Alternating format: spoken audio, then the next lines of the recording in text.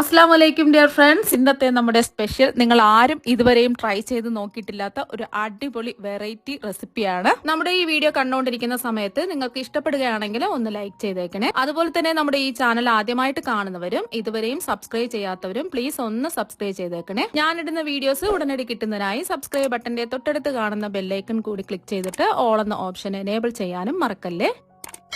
ആദ്യം തന്നെ ഇതിനായിട്ട് ഒരു ബൗളിലേക്ക് 250 ml കപ്പിന് 1 കപ്പ് ചെറിയ ചൂടുള്ള കയ്യിൽ പിടിക്കാവുന്ന ചൂടുള്ള പാൽ ഒഴിച്ചു കൊടുക്കാം. ചെറു ചൂടുള്ള പാല് വേണം എടുക്കാനായിട്ട്. പാലില്ലാന്നുണ്ടെങ്കിൽ നമുക്ക് വെള്ളം വേണമെങ്കിൽ എടുക്കാം, അല്ലാന്നുണ്ടെങ്കിൽ പുളിപ്പില്ലാത്ത 1 കപ്പ് തൈര് വേണമെങ്കിലും എടുക്കാവുന്നതാണ്. ഇനി ഇതിലേക്ക് 2 ടീസ്പൂൺ പഞ്ചസാര ചേർക്കാം.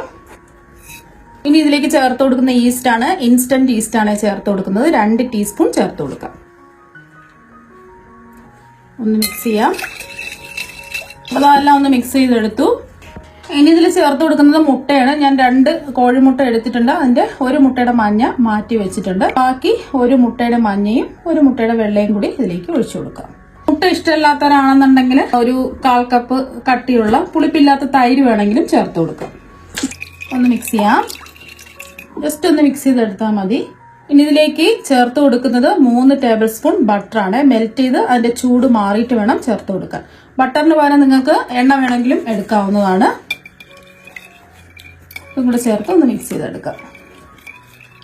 ബട്ടർ എടുക്കുന്ന സമയം ഉപ്പില്ലാത്ത ബട്ടർ നോക്കി എടുക്കുക. ഇനി ഇതിലേക്ക് ഒരു 1/4 ടീസ്പൂൺ ഉപ്പ് ചേർത്ത് കൊടുക്കാം. ഉപ്പും കൂടെ ചേർത്ത് ഒന്ന് മിക്സ് ചെയ്യാം. ഉപ്പ് കുറച്ച് മതി എന്നുണ്ടെങ്കിൽ 1/4 ടീസ്പൂൺ ചേർത്ത് കൊടുത്താൽ മതി. നല്ല ഉപ്പൊക്കെ വേണമെന്നുള്ളവർക്ക് 1 ടീസ്പൂൺ ഉപ്പ് ചേർത്ത് കൊടുക്കാം. അപ്പോൾ അത് ജസ്റ്റ് ഒന്ന് മിക്സ് ചെയ്തെടുത്തു. ഇനി ഇതിലേക്ക് ആവശ്യത്തിനുള്ള മൈദ ചേർത്ത് കൊടുക്കാം. ഞാനിപ്പോൾ 250 ml കപ്പിന് 4 കപ്പ് മൈദയാണ് ചേർത്ത് കൊടുക്കുന്നത്.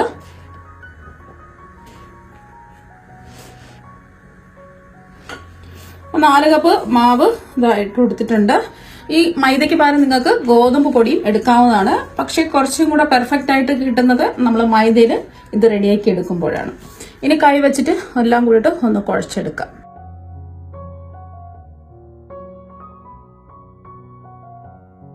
കുഴച്ചൊന്ന് ഉരുട്ടിയെടുക്കാം. എല്ലാം ഒന്ന് കുഴച്ചു. ഇനി നല്ലോണം ഒന്ന് കുഴച്ച് ഉരുട്ടിയെടുക്കാം. ഇപ്പം എല്ലാം ഒന്ന് കുഴച്ചെടുത്തിട്ടുണ്ട്. ഇനി കൗണ്ടർ ടോപ്പിലിട്ടിട്ട് നല്ലതുപോലെ ഒന്ന് കുഴച്ചെടുക്കാം. മാവ് കുഴയ്ക്കുന്നതിലാണ് നല്ല സോഫ്റ്റായി കിട്ടുന്നത്. മാവ് നല്ലോണം ഉരുട്ടി സോഫ്റ്റാക്കി എടുത്തിട്ടുണ്ട്. പിടിച്ചു നോക്കുന്ന സമയത്ത് ഈ ഒരു രീതിക്ക് വേണം മാവ് ഇരിക്കാൻ വേണ്ടിയിട്ട്. ചപ്പാത്തി മാവിനേക്കാളും കുറച്ച് ലൂസായിട്ട് വേണം ഈ മാവ് ഒന്ന് കുഴച്ചുരുട്ടിയെടുക്കാൻ. നമ്മൾ ഉരുട്ടിയെടുത്ത മാവ് ഒരു ബൗളിൽ വെക്കാം. ഇനി ഒരു ക്ലിംഗ് റാപ്പ് വെച്ചിട്ടോ അല്ലെങ്കിൽ ഒരു മൂടി വെച്ചിട്ടോ മൂടി വെച്ചു കൊടുക്കാം. ഇനി മാവ് ഡബിളായിട്ട് ഒന്ന് പൊങ്ങി കിട്ടണം. മാവ് റെസ്റ്റ് ചെയ്യാൻ വെച്ചിരിക്കുന്ന സമയം കൊണ്ട് ഒരു കടായിലേക്ക് 1 ടേബിൾ സ്പൂൺ എണ്ണ ഒഴിച്ചു കൊടുക്കാം. എണ്ണ ഒന്ന് ചൂടായതിനു ശേഷം 2 ഇഞ്ച് വലുപ്പത്തിലുള്ള ഇഞ്ചി ഇതുപോലെ ചതച്ച് എടുത്തിട്ടുള്ളതാണ് ചേർത്ത് കൊടുക്കുന്നത്. ചതച്ചെടുക്കുകയോ അല്ലെങ്കിൽ ചെറുതായിട്ട് കട്ട് ചെയ്തെടുക്കുകയോ ചെയ്യാം. വെളുത്തുള്ളി പേസ്റ്റ് ഉണ്ടെന്നുണ്ടെങ്കിൽ അത് ചേർത്ത് കൊടുത്താലും മതി. അതുപോലെ 4-5 വെളുത്തുള്ളി അല്ലികൾ ചതച്ചെടുത്തത് ചേർത്ത് കൊടുക്കാം. ഇനി 2 പച്ചമുളക് ഇതുപോലെ ചെറുതായിട്ട് കട്ട് ചെയ്താണ് ചേർത്ത് കൊടുക്കുന്നത്. അധികം എരിവുള്ള പച്ചമുളകാണെന്നുണ്ടെങ്കിൽ 1 എടുത്താൽ മതിയാവും. ഇതിന്റെ ഒരു പച്ചച്ചുവ മാറുന്നവരെ ഒന്ന് ഇളക്കി കൊടുക്കാം. മീഡിയം ഫ്ലെയിം വെച്ച് കൊടുക്കാം. ഒരു 10 സെക്കൻഡ് ഒന്ന് ഇളക്കി കൊടുത്തതിന് ശേഷം 2 സവാള ചെറുതായിട്ട് കട്ട് ചെയ്തത് ചേർത്ത് കൊടുക്കാം. മീഡിയം സൈസ് 2 സവാളാണ് എടുത്തിട്ടുള്ളത്. അത്യാവശ്യം വലിപ്പമുള്ള സവാള ആണെന്നുണ്ടെങ്കിൽ 1 എടുത്താൽ മതിയാവും. ഇനി സവാളയൊക്കെ ഒന്ന് വഴന്ന് കിട്ടുന്നതിന് വേണ്ടിയിട്ട് ഒരു 1/2 ടീസ്പൂൺ ഉപ്പ് ചേർക്കാം. സവാള വഴന്ന് ബ്രൗൺ കളറൊന്നും ആവേണ്ട ആവശ്യമില്ല. ജസ്റ്റ് ചെറുതായിട്ടൊന്ന് വാടി കിട്ടിയാൽ മതി. സവാളയൊക്കെ ഒന്ന് വഴന്ന് വന്നിട്ടുണ്ട്. ഇനി ഇതിലേക്ക് ഒരു വലിയ തക്കാളി ചെറുതായിട്ട് കട്ട് ചെയ്ത് ചേർത്ത് കൊടുക്കാം. ചെറിയ തക്കാളിയാണെന്നുണ്ടെങ്കിൽ 2 എടുക്കാം. തക്കാളിയൊക്കെ ഒന്ന് വാടി വരണം. തക്കാളിയൊക്കെ ഒന്ന് വാടിയതിന് ശേഷം ഫ്ലെയിം ഒന്ന് കുറച്ച് വെച്ച് കൊടുക്കാം. ഇതിലേക്ക് ഒരു 2 ടീസ്പൂൺ മുളക് പൊടി ചേർക്കാം. ഞാനിപ്പോൾ എടുത്തിട്ടുള്ളത് കാശ്മീരി മുളക് പൊടിയാണ്. സാധാരണ എരിവുള്ള മുളക് പൊടിയാണെന്നുണ്ടെങ്കിൽ അവരവരുടെ എരിവിനനുസരിച്ച് മുളക് പൊടി ചേർത്ത് കൊടുക്കുക. 1 ടീസ്പൂണൊക്കെ ചേർത്ത് കൊടുത്താൽ മതിയാകും. നമ്മളിതിൽ പച്ചമുളക് ചേർത്തുകൊണ്ട് അവരവരുടെ എരിവിനനുസരിച്ചിട്ട് മുളക് പൊടി ചേർക്കാം. 1 ടീസ്പൂൺ മല്ലിപ്പൊടി ചേർക്കാം. 1/4 ടീസ്പൂൺ മഞ്ഞൾപ്പൊടി ചേർക്കാം. അതുപോലെ 1/4 ടീസ്പൂൺ ഗരം മസാല പൊടിയും 1/4 ടീസ്പൂൺ അളവിൽ വലിയ ജീരകം പൊടിച്ചതും ചേർത്ത് കൊടുക്കാം. വലിയ ജീരകം പൊടിച്ചത് ഇല്ലാന്നുണ്ടെങ്കിൽ 1 ടീസ്പൂൺ ഗരം മസാല പൊടി ചേർത്ത് കൊടുക്കാം. ഇനി പൊടിയുടെ പച്ചമണം മാറിക്കിട്ടുന്നവരെ ഒന്ന് ഇളക്കി കൊടുക്കാം. ഈ ഒരു സമയം ഉപ്പൊക്കെ ഉണ്ടോന്ന് ചെക്ക് ചെയ്ത് നോക്കാം. ആവശ്യമെങ്കിൽ ഉപ്പ് ചേർത്ത് കൊടുക്കാം. ലാസ്റ്റിൽ ഒരു കൈപിടി മല്ലിയില ചെറുതായിട്ട് കട്ട് ചെയ്ത് ചേർത്ത് കൊടുക്കാം.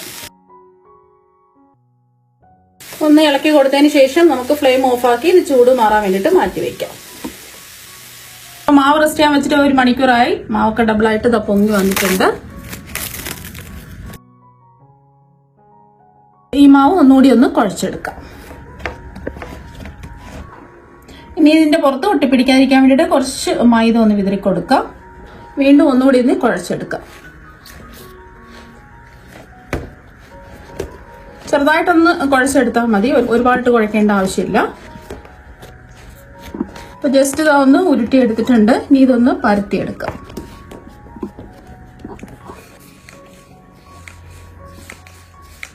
പൊടിമാവ് വേണമെന്നുണ്ടെങ്കിൽ ഇട്ട് കൊടുക്കാം, ഞാനിപ്പോൾ ഇടുന്നില്ല.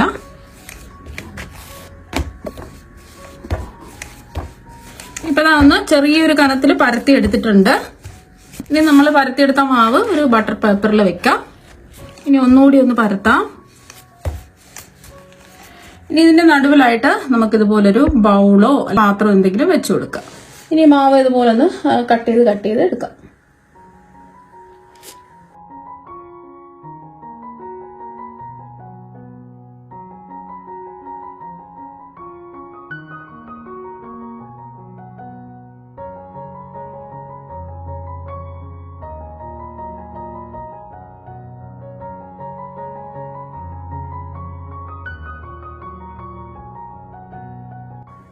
ഇതുപോലെ ഫുള്ളായിട്ട് അങ്ങ് കട്ട് ചെയ്തെടുക്കാം.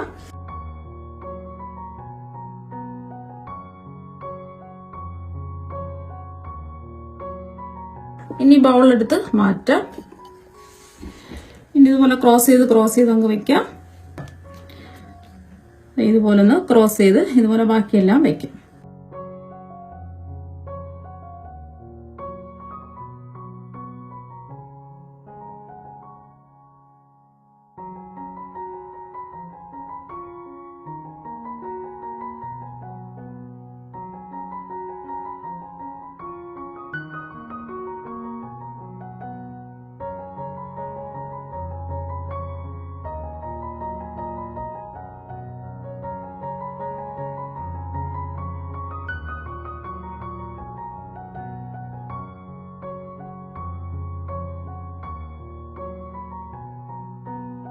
എല്ലാം ഇതുപോലെ ഒന്ന് വെച്ച് കൊടുത്തതിന് ശേഷം ഇതുപോലെ ഒന്ന് ആക്കി കൊടുക്കാം. ഇനി ഇത് ഒരു ബേക്കിംഗ് ട്രേയിലേക്ക് മാറ്റാം.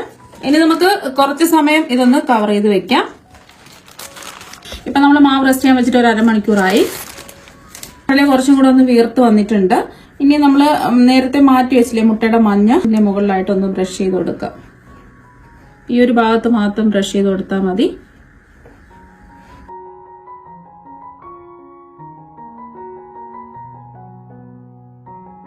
അപ്പൊ മുട്ടയുടെ മഞ്ഞ എന്താ ബ്രഷ് ചെയ്ത് കൊടുത്തു.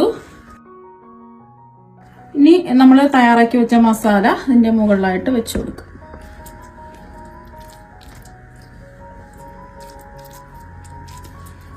നടുഭാഗത്ത് മാത്രം മുട്ടയുടെ മസാല വെച്ച് കൊടുക്കാം. എന്നിട്ട് എല്ലാം ഒന്ന് ഇതുപോലെ നിരത്തി വെച്ച് കൊടുക്കാം. മുട്ട പുഴുങ്ങിയത് വെച്ച് കൊടുക്കാം.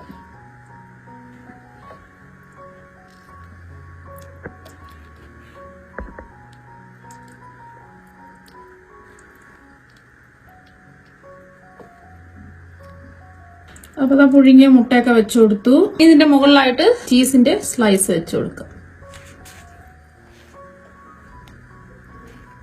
ഒരു 4 സ്ലൈസ് ഇതുപോലെ വെച്ചു കൊടുക്കാം. ഇതിന്റെ മുകളിലായിട്ട് കുറച്ച് ടൊമാറ്റോ കെച്ചപ്പ് ചേർത്ത് കൊടുക്കാം. ഒരു 2 ടേബിൾ സ്പൂൺ ഇതുപോലെ ഒന്ന് ചേർത്ത് കൊടുക്കാം. ഇനി ഇതിന്റെ മുകളിലായിട്ട് കുറച്ച് മല്ലിയില ഇട്ട് കൊടുക്കാം. ഇനി ഇതൊന്ന് ബേക്ക് ചെയ്തെടുക്കാം. 150 ഡിഗ്രിയിൽ 5 മിനിറ്റ് പ്രീഹീറ്റ് ചെയ്ത ഓവനിലേക്ക് ഇതൊന്ന് വെച്ച് ബേക്ക് ചെയ്തെടുക്കാം. ഒരു 35 മിനിറ്റ് കഴിഞ്ഞ് ബേക്ക് ചെയ്തതായി എടുത്തിട്ടുണ്ട്. അപ്പോൾ ഓവൻ ഇല്ലാന്നുണ്ടെങ്കിൽ സാധാരണ അലുമിനിയം പാത്രത്തിൽ വെച്ചിട്ട് ബേക്ക് ചെയ്തെടുത്താലും മതി. ഇനി ഇതൊന്ന് കട്ട് ചെയ്തെടുക്കാം. ഈ ഒരു ഗോൾഡൻ നിറം ആവുന്നതുവരെ ബേക്ക് ചെയ്തെടുക്കാം. ഇതുപോലെ ഗോൾഡൻ നിറം ആയില്ല എന്നുണ്ടെങ്കിൽ വീണ്ടും 5 മിനിറ്റും കൂടെ വെച്ച് കൊടുക്കാം. കട്ട് ചെയ്യാം.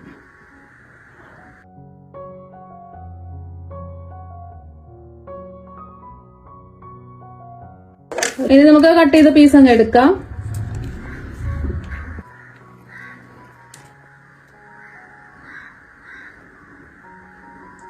അപ്പൊ നിങ്ങൾ എന്തായാലും ഇതുപോലെ ഒരു പ്രാവശ്യം ഒന്ന് ട്രൈ ചെയ്ത് നോക്കുക. നമ്മളിതിന് ചീസൊക്കെ ചേർത്തുകൊണ്ട് കുട്ടികൾക്കൊക്കെ എന്തായാലും ഒരുപാട് ഇഷ്ടമാകും. നല്ല അടിപൊളി ടേസ്റ്റ് ആണ് കഴിക്കാൻ വേണ്ടിയിട്ട്. ഓവൻ ഇല്ലാന്നുണ്ടെങ്കിൽ സാധാരണ നമുക്ക് അലുമിനിയം പാത്രത്തിൽ വെച്ചും ബേക്ക് ചെയ്തെടുക്കാവുന്നതാണ്. കണ്ടില്ലേ, നല്ല സോഫ്റ്റ് ആയിട്ടാണ് ഇരിക്കുന്നത്. അപ്പൊ നിങ്ങൾ എന്തായാലും ഇതുപോലെ ഒരു പ്രാവശ്യം ഒന്ന് ട്രൈ ചെയ്ത് നോക്കുക. തീർച്ചയായും നിങ്ങൾക്ക് എല്ലാവർക്കും ഒരുപാട് ഇഷ്ടമാകും. അപ്പൊ നമുക്ക് മറ്റൊരു വെറൈറ്റി വീഡിയോ ആയിട്ട് വീണ്ടും കാണാം. താങ്ക്